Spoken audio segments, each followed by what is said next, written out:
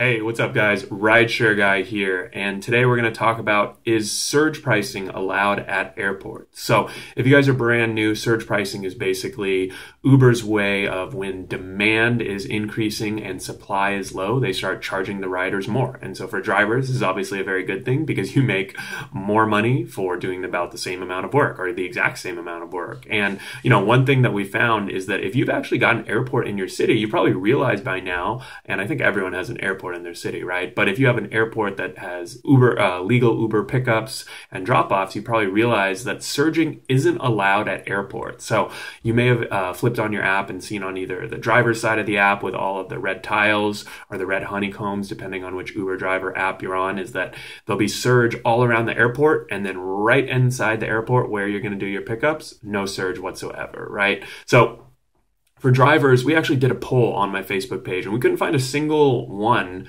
across the entire country, and we got a ton of responses, dozens of responses that actually allows surging on Uber. So it kind of led us to believe that this is some type of federal regulation, or often when Uber goes into agreements with these airports, they probably enter into an agreement that they won't surge at the airport. But the funny thing is that I've definitely seen prime time with Lyft at some of these airports, and I know a lot of other drivers have reported the same thing. So that's one thing to keep in mind, and feel free to leave a comment below detailing your experience. I mean, I guess what it says is that, hey, if you're going to be doing airport pickups, it makes a lot of sense to have both apps on, especially if Lyft is going to be prime time, because then obviously you can get paid more for doing the same amount of work. So definitely consider flipping on the Lyft app when you're at the airport, especially when it's really busy, right? Because you might be able to snag a prime time ride. And if you guys haven't signed up for Lyft, I'll leave my affiliate link below, and you can do that if you'd like to use our code. And for drivers, it's obviously kind of a bummer because, you don't get to take advantage of that surge pricing when demand might be higher.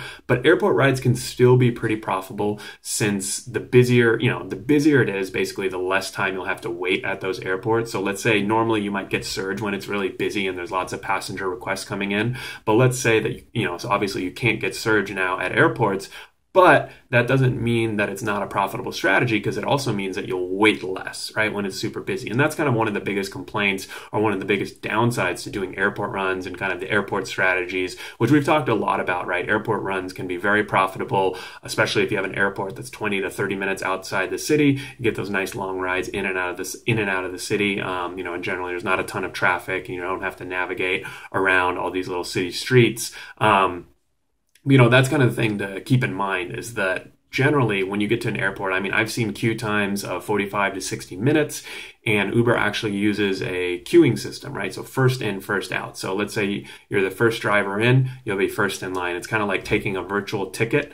And in some cities, Uber will actually tell you what the estimated wait time is. And in a lot of big places like LA, San Francisco, that time that you have to wait might be 30 to 45 minutes. And so when it's super busy though, and normally it might be surging, at least if it's not surging, that wait time might be lower. So that's definitely something to keep track of. We actually recommended an app that's free called Flight Stats app in one of our other videos, which I'll leave a link to below in the show notes. And, so basically there's still potentially some opportunity, even if there's no surge at airports. And so those are just kind of the things that you want to keep in mind, right? If you're really going to go out and kind of taking advantage of those airport rides, you want to try and find the times where basically the queuing up time or the waiting time is at its lowest. So definitely leave a comment below about your experience at airports. Maybe there's an airport where you've been able to get surge. We definitely love to know about it. If you're using Lyft at the airports to snag some primetime rides, definitely let us know. Leave a comment below. Feel free to like, comment, subscribe to the channel, and look forward to hearing from you guys. Take care.